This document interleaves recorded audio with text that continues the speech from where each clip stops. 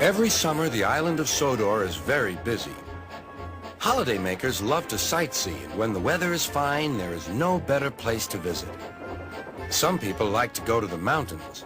Others like the valleys. Children love the seaside.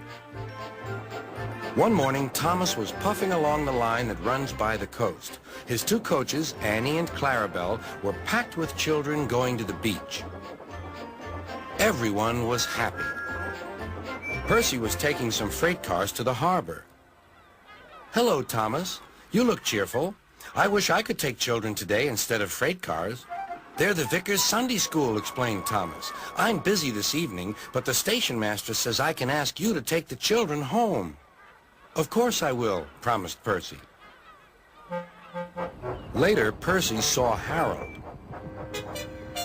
"Sorry, Percy. Can't talk. I'm on high alert." "Why?" "Bad weather's due. My help's always needed." "Mind how you go, Percy." "Huh!" huffed Percy. "As long as I've got rails to run on, I can go anywhere, in any weather, anyhow. Goodbye."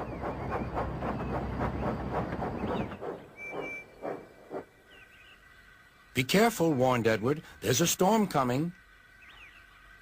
A promise is a promise, thought Percy, no matter what the weather. The children had a lovely day, but by tea time, dark clouds loomed ahead. Annie and Clarabelle were glad when Percy arrived. He was just in time. The rain streamed down Percy's boiler. Ugh! He shivered and thought of his nice dry shed.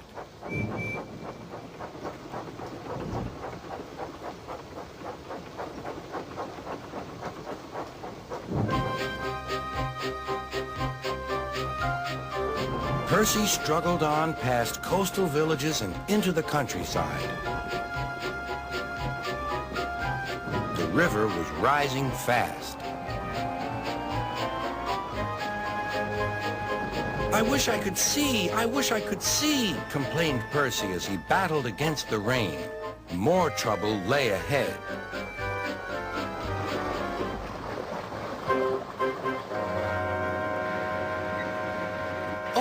Hissed Percy. "The water is sloshing my fire." Percy's driver and fireman had to find some more firewood. "I'll have some of your floorboards, please," said the fireman to the conductor. "I only swept the floor this morning," grumbled the conductor, but he still helped. Soon Percy's fire was burning well. He felt warm and comfortable again. Then he saw Harold. "Oh dear," thought Percy, "Harold's come to laugh at me." Something thudded onto Percy's boiler. "Ow!" exclaimed Percy.